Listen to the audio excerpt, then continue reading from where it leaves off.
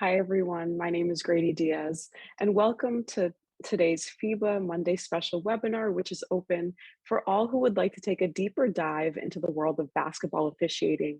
Our goal is to bring interesting individuals from different organizations and from all areas of the game, such as players, coaches, officials who can share their insight with all of you. We're expecting up to 500 participants, so we ask that you write and submit via the Q&A box any question that you might have throughout the webinar.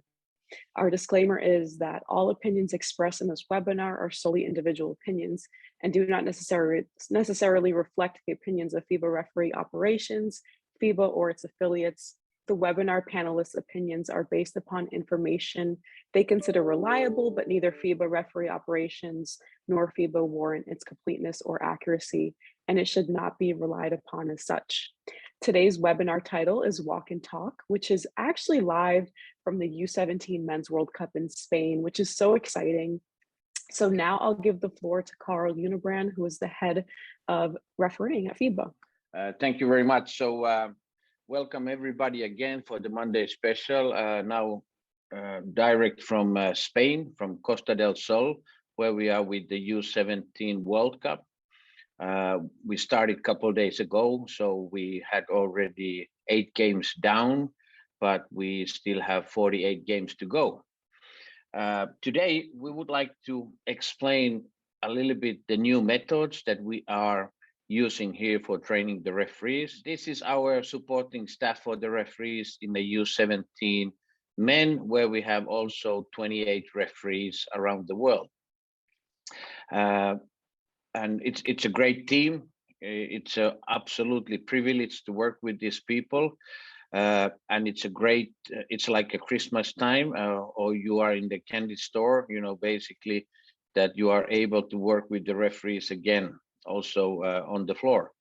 So today, Albert Joseph and Michael Thompson will explain the new method that we are using, talk and walk through, and then we will have also 5 referees who have gone through the training to share their thoughts about these new methods. So back to you, Grady, but everybody please enjoy the webinar, and as normally the recording will be available, so if you are not able to join live, you still have a chance to get all the latest. Thank you again, and back to you, Grady. Thank you, Carl. So I'd like to introduce our panelists. So in addition to Mike Thompson of Canada and Albie Joseph, there are referee instructors rather.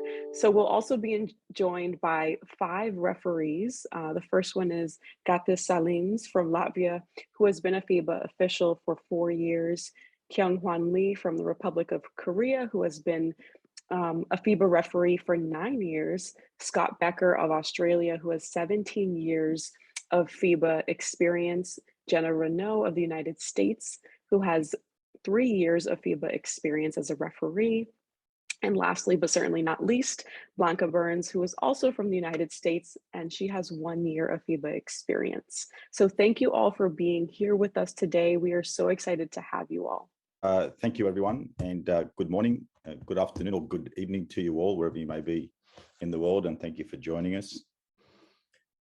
It's an absolute pleasure to be able to join you for this Monday special webinar, which has been dedicated, as has been mentioned, to describing some of the new educational concepts that we have used for the referees during the Under-17 Men World Cup here in Spain. And more specifically, today we'll talk about the concepts of the talk-through and the walk-through. So in essence, this is a multi-phase program that starts with pre-competition preparation.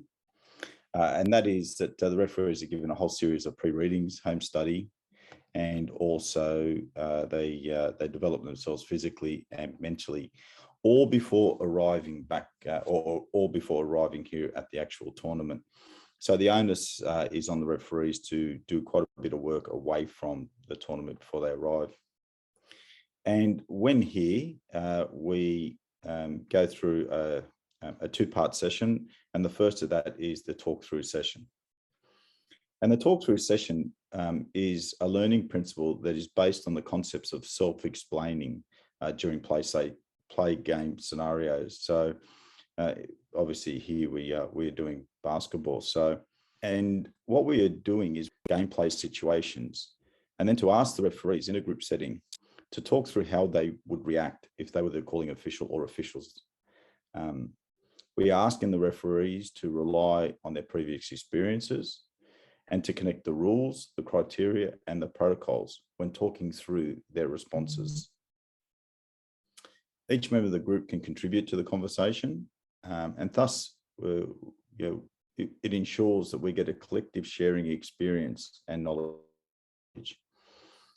It's all designed for the referees to learn from each other, whilst being guided by the referee instructor. The second part of the program is the walkthrough exercise, and this is principally based on the learning concepts of role playing, which I'm sure most of you are very familiar with. In this setting, we are trying to immerse the referees into a simulated game environment, and then to encourage them to act out the role of the referee based on a series of game clips that we show them. It is a practical learning experience, and it is conducted on a basketball court. And that is to give it as real life environment as possible. Again, the referees are showed a clip, and then they asked to demonstrate exactly what they would do or should do when faced with this gameplay situation.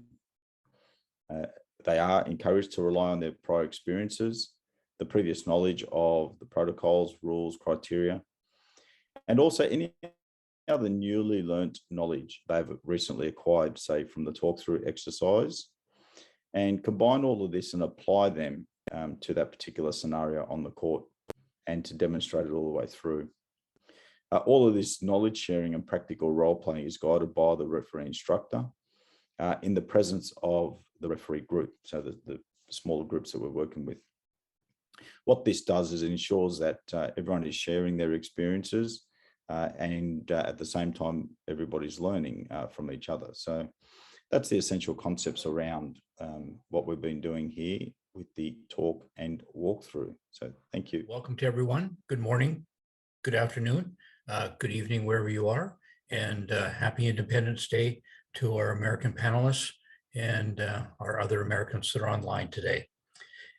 It's interesting when we talk about the talk and walkthroughs, because historically as referees, the one area that we've suffered in is that we actually don't get enough practice.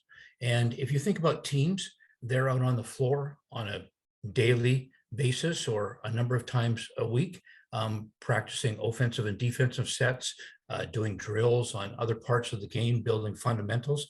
And we as referees don't have that opportunity to get out on the court and actually practice a number of our pieces.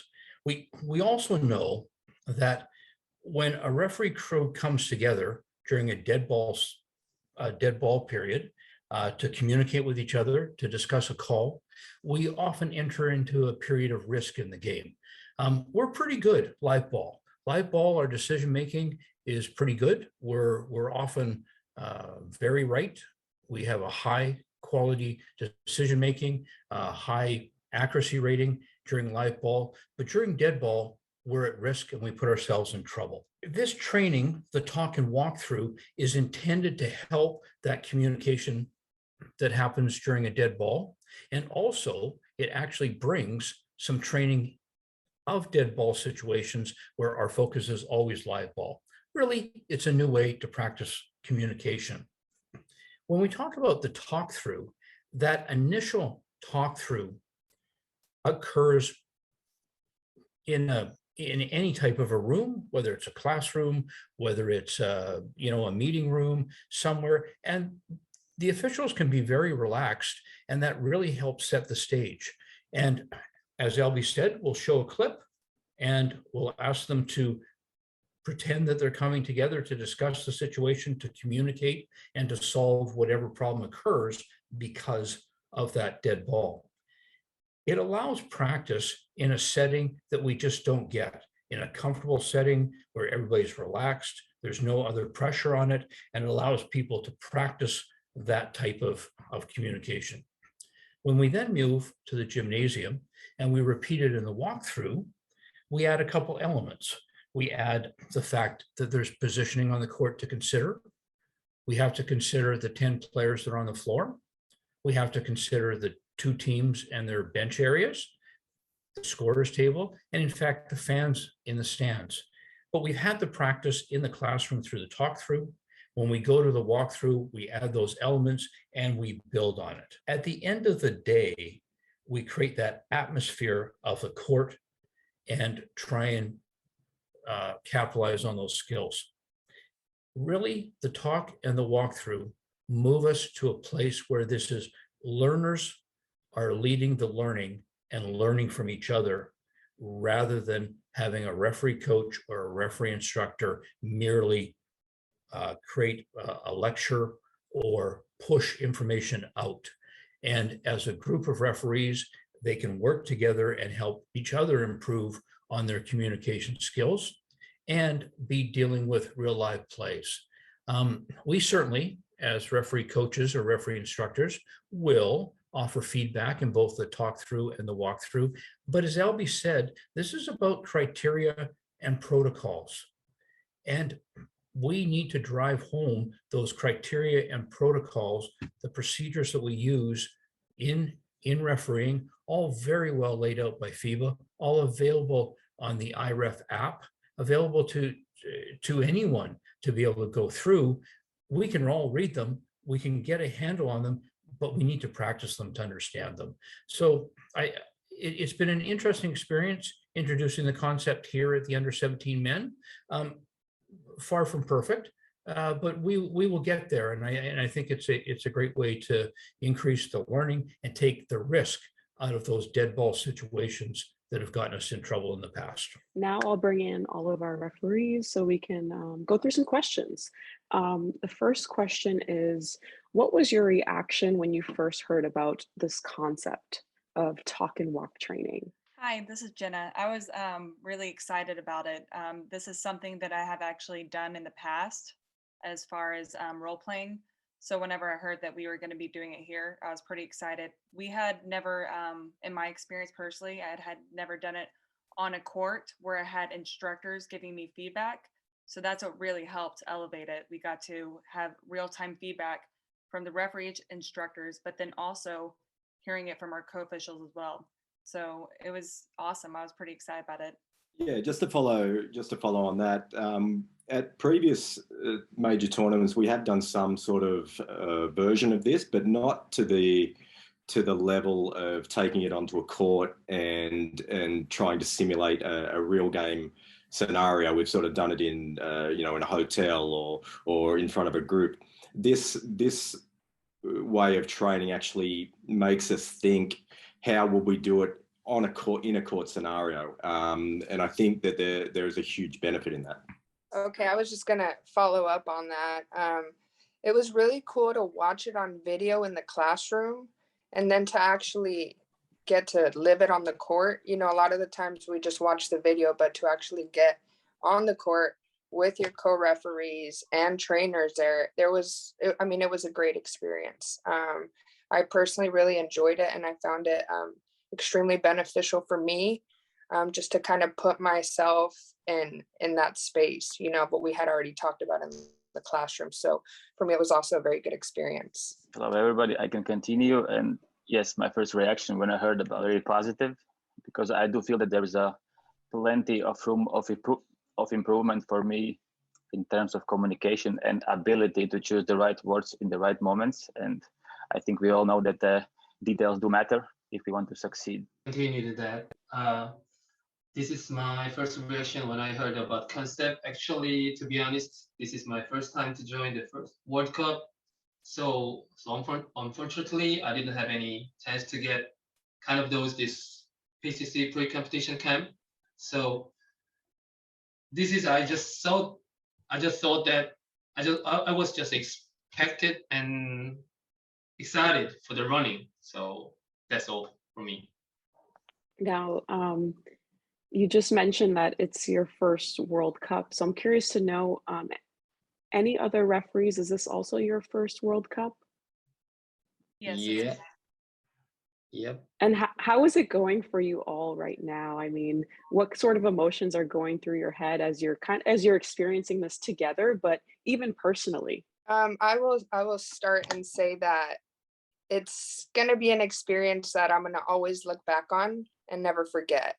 Um, when we first got in the room, it was just amazing to be with, the top referees all over the world, and through the meetings and through the hard training that we did, it's like now we're just like one big family.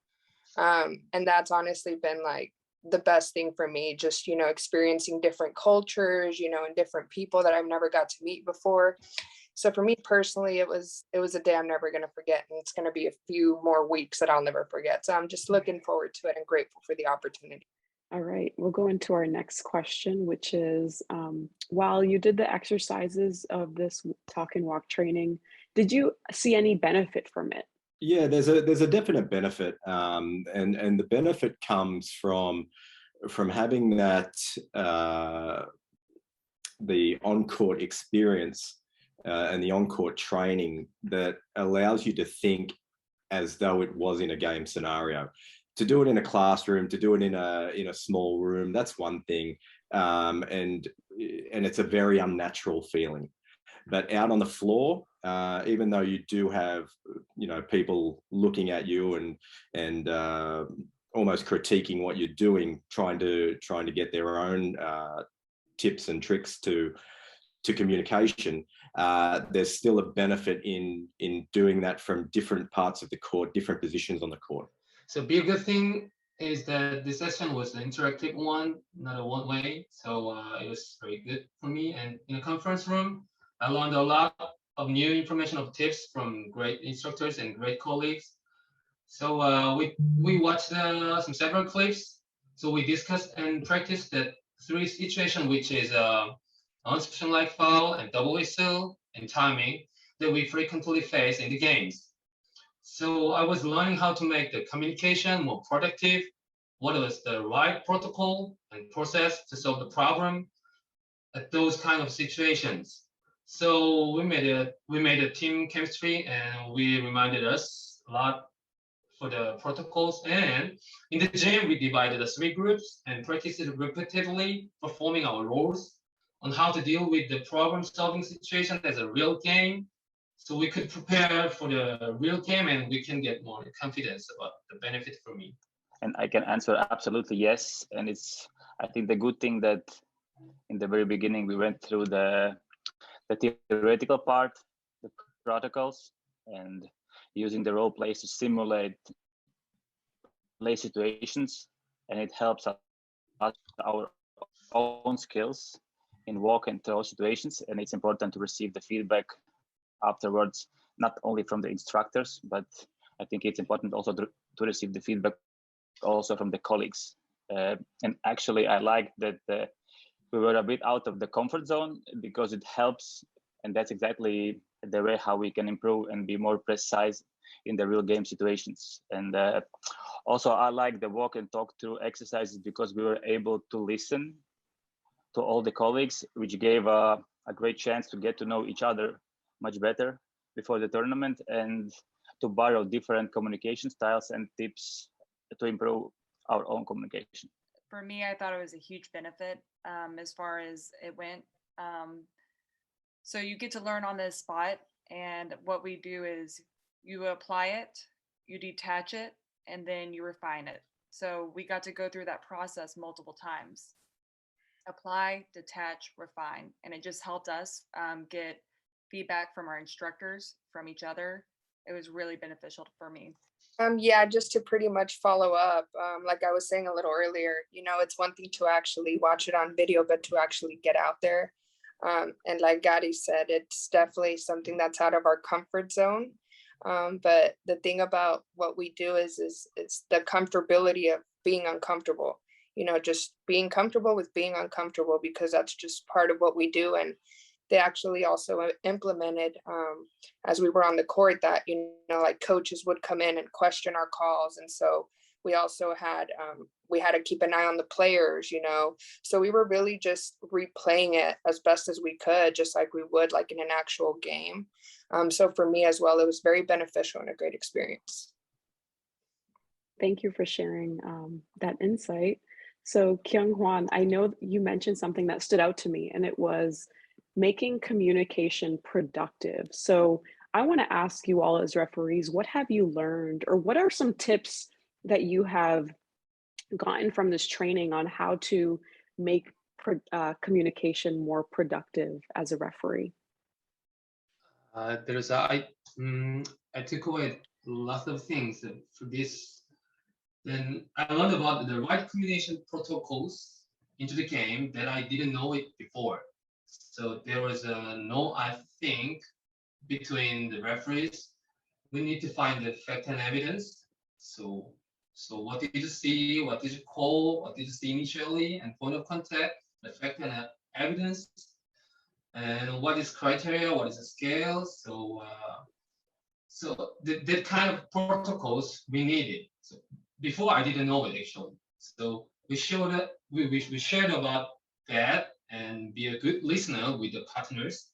We try to make a right decision. So of course, we cannot take a long time in the game. So it should be short, sharp, and clearly. So I learned a lot. Thank you. Scott, did you take any tips that you have that you'd like to share with us about communication specifically? Yeah, there were 3 or 4 separate scenarios, and one or two of them involved the need to get together as a group to discuss and to come up with an outcome. And then the other scenarios were ones where we probably didn't need to go through that process so in depth. So for me, the takeaway was knowing when to use the meeting as such, as opposed to when to just, you can just use eye contact or a nod from your partner. You can yell out, was it a change in possession? And then, that's still effective communication. And I think sometimes we try too much to apply protocols when sometimes just there could be a quicker way of doing things. Now, I'd also like to think of, refereeing as doing it as like a team. So in terms of communication, many times you're refereeing with other referees who you may have never worked with. So in terms of getting on the same page, how do you do that on a big stage like this? I think it definitely starts way before the actual game. Just having our day of game meeting and really getting to know each other's personalities is very important. But as well, here in FIBA, we deal with other challenges. Like people. There are certain people who aren't as good at English as other people. So just really taking that extra time to slow down and really listen to what your partners are saying. Because it can be a little bit challenging, but I've just really been working on, just slowing down and making sure that my partners can understand me. So it's been great. Jenna? One thing is, that was a big takeaway for me. There was a lot of people that, and I was guilty of it too. We would come in and we would make an assumption about what somebody had. And so we come in, oh, you have this foul, instead of asking a question, hey, what do you have on the play? That was a big takeaway. Instead of making an assumption on something, just come in and ask them the question. Let them tell you. And like Blanca was saying, listen to what they're saying. And then we can all figure it out as a team together, and just being clear and concise. So it sounds like even a little extra communication could go a long way, right? Agreed. So my next question is, did you find any benefit from talk and walk training during your game so far in Spain? Okay, for me, after I trained the talk and walk through session, I got assignment the first game of first day. There was the same situation. What we trained, what we watched the clips about double whistles. So I was a lead. I called the block defensive foul, And there was a center referee who is Martin, come from Croatia, great crew chief of our game. So he called a charging foul. So at the same time, so we came together and we followed the protocols, what he trained. So what did you see? What did you call? What was the point of contact? Then we shared the information shortly, sharply, and clearly. So we made a decision and resumed the game.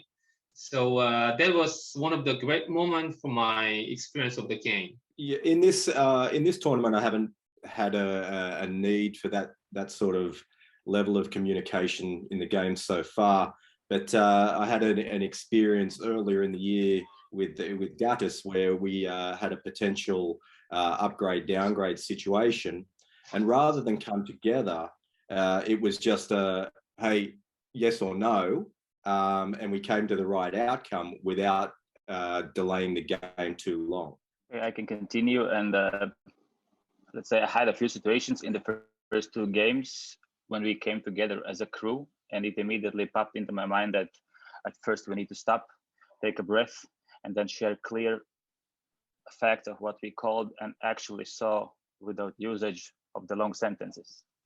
And for example, in my first game with Blanca and with Julio, we had a situation with Blanca that, let's say we had a double whistle, but I had a foul before active shooting, but Blanca had a foul in the active shooting.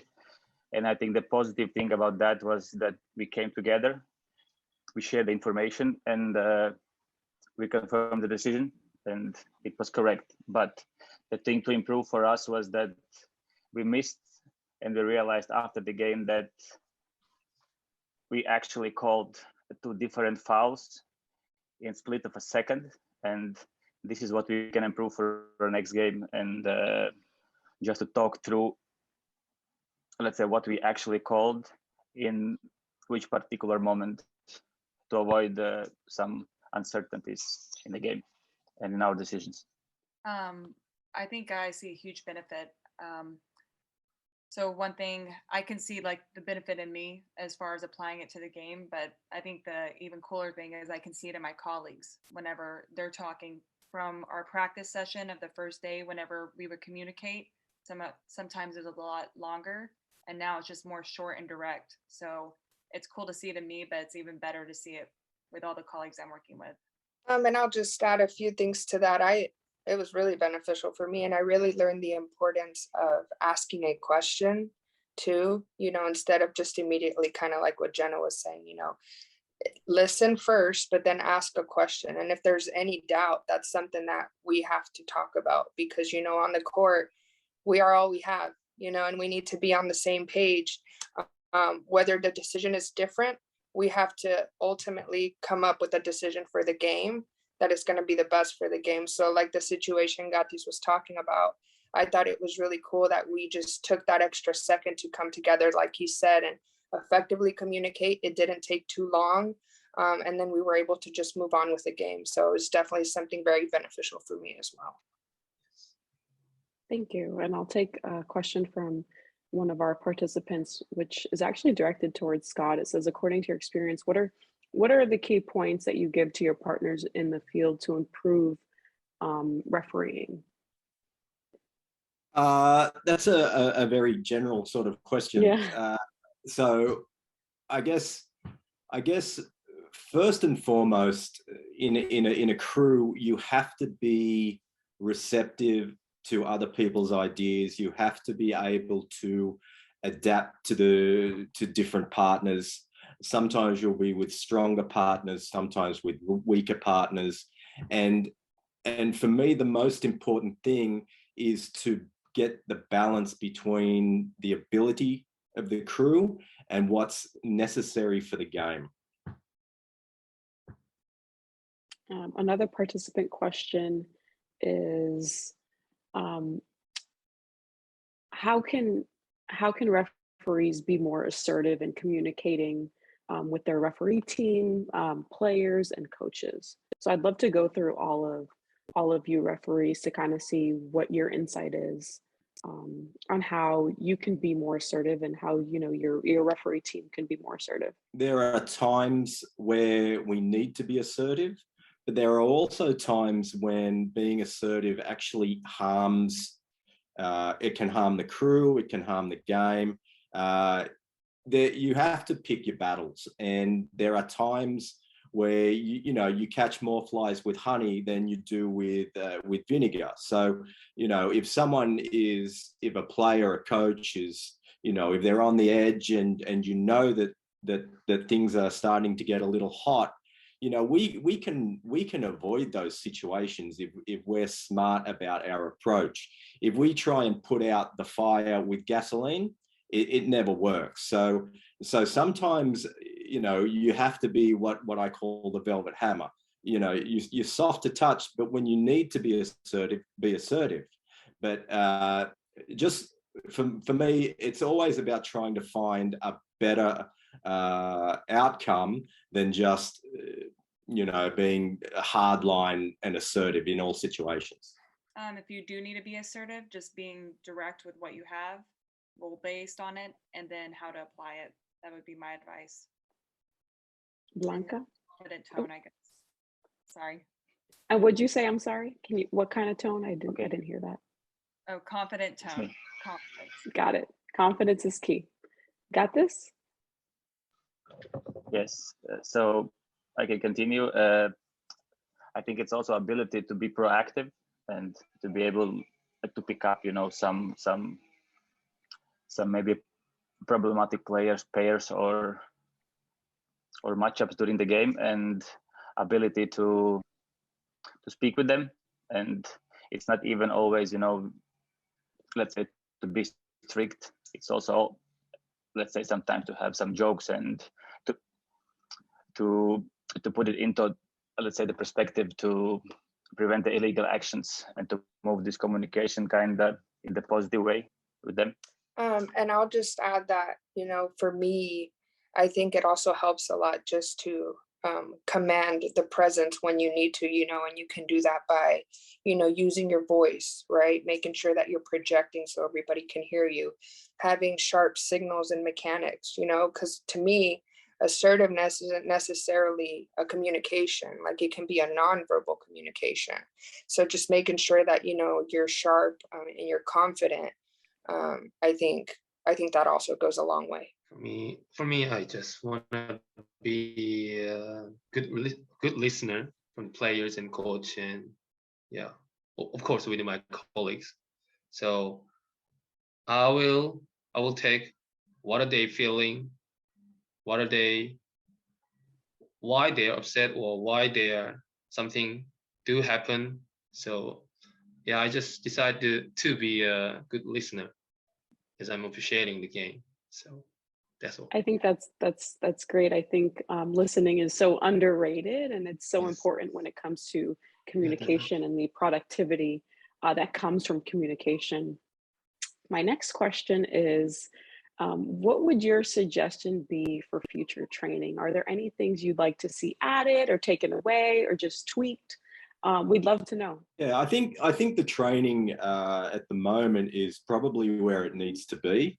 I did mention during the walk and talk that there was probably a disconnect between what we were trying to achieve against the format itself, and for that I mean, in a couple of groups, it seemed like we were trying to prove or disprove the call that we were trying to mimic, where it was actually just an exercise in how to communicate our way through it. So I think for me that was probably the big takeaway, is just to take our referee hats off for a moment and just work on what we're trying to achieve, which is to get better communication. Not to say that this call's right or wrong or why or whatever. It's about strategies to improve the way we do things. Sometimes there's an easier way than what we find ourselves doing. The only suggestion I would have had is to actually have somebody videoing us. That way we can go with our colleagues and watch it and see what we look like, and how our body language is, and just be able to break it down. That's the other thing that I think would have helped. everything else was awesome. I'm going to apply this when I go back with my friends as well and just try and do this a little bit more. And I think it's really helpful to have an instructor, somebody with a lot of experience to give you feedback. That's what really helped me personally. So I'll keep it at this mindset and session. I'll think this is the beginning of the one step forward. So, and I'll try to understand this protocol and more with my referees during the game, this tournament, and practice it repeatedly so that I can come out of my body and brain naturally without remembering something when something happens in the game. So I try to be better, and I want to share what I learned when I come back to the Korea with my colleagues, so that they can study it and we develop it together. So that's what I want to say. Then the most important thing is I felt that I realized that what is the right, not who is the right in the game. So yeah, that's what I take away. Thank you. I would say, if anything, actually, when we went out on the floor, we watched the clip over and over, and maybe it got to a point where we maybe watched it a little bit too much because we had already seen it a lot of times. So it was really, really awesome, though. But I think we also could have taken, more of that time on the actual on-court training. And like Jenna said, I think the importance of video is huge, because sometimes we don't really know what we look like out there. So that's why I know, like, when I first started, I would have just a friend, come out to my games, and they wouldn't video the whole game. Like, they would just video me and how I would look, like moving around, and how is my nonverbal communication looking, because sometimes if you're unaware of that, then you won't know you're doing it. So the importance of the video, I think, is huge and very beneficial. And I think it would be nice to practice these skills, also to see ourselves in the videos, and maybe a suggestion, I don't know, for 1-2 hours in the middle of the tournament from the games we already done, and in this kind of case, to improve. And if we speak in general, I think we need to continue this kind of trainings, because as we know, practice makes perfect, and that's the way to succeed. And it's important, I think, also to change the partners and to analyze a lot of, let's say, challenging situations to see where we can improve. Thank you. Now, I know this is a huge moment for all of you, being at the under 17 in Spain. Now, my last question is, I'm sure there are referees on this webinar who aspire to be where you are someday, or maybe are already, but what sort of advice do you have for them as they continue on in their journey to get to, this big stage like you guys all are at right now? I think obviously I'm very grateful to be here. It's been a great journey for me so far. And I think the biggest thing, if I had any feedback, would be to have an understanding that the journey is not always going to be easy. There's going to be situations that you're going to run into, and you either have a choice to kind of sit down and feel sorry for yourself, or you can get up and get better, if it's with the rules or your physical ability to run with these athletes, so just whatever it is, like, just set goals for yourself. Understand it's not always going to be easy. You're not always going to get hired, but when that opportunity does present itself, just knowing that you're ready for that opportunity and having that confidence really goes a long way. And ultimately, the biggest advice I would have is just be a good person, be a good person to yourself and to your partners and your trainers, because it's been an unbelievable journey for me. I totally agree with Blanca, and to add, I think in general, many times we forgot to follow the basics and fundamentals, because if you want to achieve, let's say, more, every detail matters. And one more advice is, let's say, to be self-critical, and with this kind of mindset, I think the sky is the limit. Yeah. Look, this is not my first tournament, so I've got a little bit more experience. But what Blanca and Gatis have said is absolutely correct. And I think the one thing that is the most important is you will not win every time. That's life. Sometimes you'll get to these tournaments, sometimes you won't. But as long as you are happy in yourself that you are progressing, in some time, you will get an opportunity. And when that opportunity comes, you cannot afford to miss it. Just put all of your effort into that opportunity when it comes. And the other thing, when, you know, if you are lucky enough to go to one of these tournaments, is to be as open-minded as you can. You can't come in with a closed mind. You need to be involved in the group. You need to participate fully, and just try, you know, and we say it all the time, just try and be a good person. At the end of the day, people want to work with people that, one, they can trust, but two, they enjoy being around. I think that's great advice. So on that note, we'll end. So thank you to Mike, Albie, Blanca, Jenna, Kyung Hwan, Got This, Scott, for all of your insight today. And thank you to our participants for being a part of this Monday special webinar that took place in Spain at the U17 World Cup. And the next webinar for our Monday special will be on Monday, August 1st. And the next Women in Officiating webinar will be on Thursday, July 21st. So that's this month, in just a few weeks. You have to register for each session separately, so there's no collective registration. Once again, thank you so much for being with us today. Stay healthy and stay safe.